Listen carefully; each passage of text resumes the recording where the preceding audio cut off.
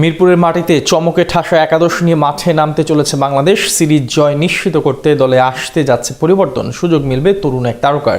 মিরপুরের উইকেট বিবেচনায় পরিবর্তন আসতে পারে ব্যাটিং অর্ডারেও। সিরিজ নির্ধারণী ম্যাচে নতুন পরিকল্পনা সাজিয়েই মাঠে নামবেন অধিনায়ক লিটন দাস।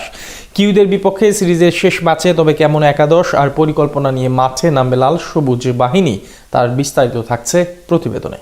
দ্বিতীয় ম্যাচ বৃষ্টিতে ভেসে যাওয়ায় সিরিজ হারার কোনো ভয় নেই বাংলাদেশের। তবে কিউইদের বিপক্ষে ঘরের মাঠে সিরিজ জয় করা ছাড়া আপাতত অন্য কোনো ফলাফল মেনে নিতে চাইবেন না অধিনায়ক লিটন দাস। তাই তো শেষ টি-20তে একাদশ কেমন হবে তা নিয়ে চলছে চুলচেরা বিশ্লেষণ। কাকে রেখে কাকে খেলানো হবে তা নিয়েও হয়েছে যথেষ্ট আলোচনা। তবে আপাতত শুধু বোলিং ইউনিটেই এক পরিবর্তন আনার দিকে মনোনিবেশ করবে টাইগাররা। তবে সেটাও আবার নির্ভর করছে ম্যাচের উইকেট ও কন্ডিশনের উপর। কেননা পারফরমেন্সের বিচারে প্রথম ম্যাচের একাদশ থেকে বাদ দেওয়ার সুযোগ নেই কাউকেই। শুধু টিম কম্বিনেশন ও উইকেটের কথা মাথায় রেখে রিপনের বদলে সাকলাইনের খেলার প্রস্তাব আসতে পারে টিম মিটিং এ। ওপেনিং পজিশনে তানজিদ হাসান তামিম ও সাইফ হাসান ব্যর্থ হলেও তাদের উপরই শেষ পর্যন্ত ভরসা করবে টাইগার টিম ম্যানেজমেন্ট। কেননা শর্টার ফরম্যাটের ক্রিকেটে ইনিংস গোড়াপত্তনের দায়িত্বে এই দুজনের উপরই আস্থা রাখতে চান অধিনায়ক লিটন দাস। বিশেষ করে পারভেজ হোসেন ইমনকে মিডল অর্ডারে খেলানোর পর থেকে টি-20তে তামিম ও সাইফি দলের সেরা ওপেনিং জুটি, এ নিয়ে কোনো সন্দেহ নেই। মিরপুরের মাটিতে শেষ টি-20তে এই দুই ব্যাটারি ঝড় তুলবে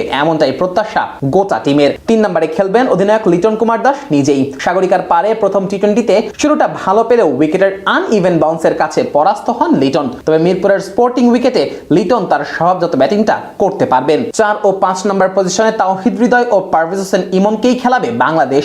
প্রথম ম্যাচে এই দুই ব্যাটারের জুটিতেই মাঝের ওভারে খেলা বাংলাদেশের পক্ষে ঘুরে যায়। যদিও এই দুই ব্যাটারের কে কোন পজিশনে খেলবেন সেটা ম্যাচের পরিস্থিতির উপর নির্ভর করবে। তবে দুজনেই যে মাঝের ওভারে দলের ত্রাণকর্তা হয়ে উঠবেন এ ব্যাপারে কোনো সন্দেহ নেই। 6 নম্বর পজিশনে শামীম হোসেন পাটোয়ারি অটো চয়েস। বিশেষ করে আগের দিন 13 বলে 31 রানের ঝড়ো ইনিংস খেলার পর তাকে ঘিরে প্রত্যাশাটা আরো কয়েক গুণ বেড়ে গেছে টিম ম্যানেজমেন্টের। 7 ও 8 নম্বর পজিশনেও পরিবর্তনের সুযোগ আপাতত নেই। শেখ মেহেদী হাসান ও রিশাদ হোসেন দুজনেই বল হাতে প্রতিপক্ষের রানের চাকায় লাগাম টেনে দিতে সিদ্ধহস্ত।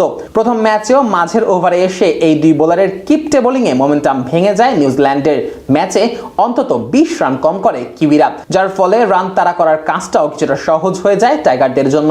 পেস বোলিং ইউনিটে সিনিয়র দলের অভিষেকে খুব একটা খারাপ করেননি রিপন মন্ডল। তবে টিম কম্বিনেশনের কারণে হয়তো শেষ ম্যাচে সুযোগ নাও পেতে পারেন এই পেসার। তার পরিবর্তে বাজিয়ে দেখা হতে পারে আব্দুল গফফার সাকলাইনকে। এছাড়া বাকি দুই পজিশনেও কোনো পরিবর্তন আনতে চাইবে না টিম ম্যানেজমেন্ট। শরীফুল ইসলাম ও তানজিম হাসান সাকিবকে রাখা হবে একাদশে। নতুন বলে ও ডেথ ওভারে দলের বোলিং ইউনিটের গুরুদায়িত্বটাই থাকবে এই দুই বোলারের কাঁধে।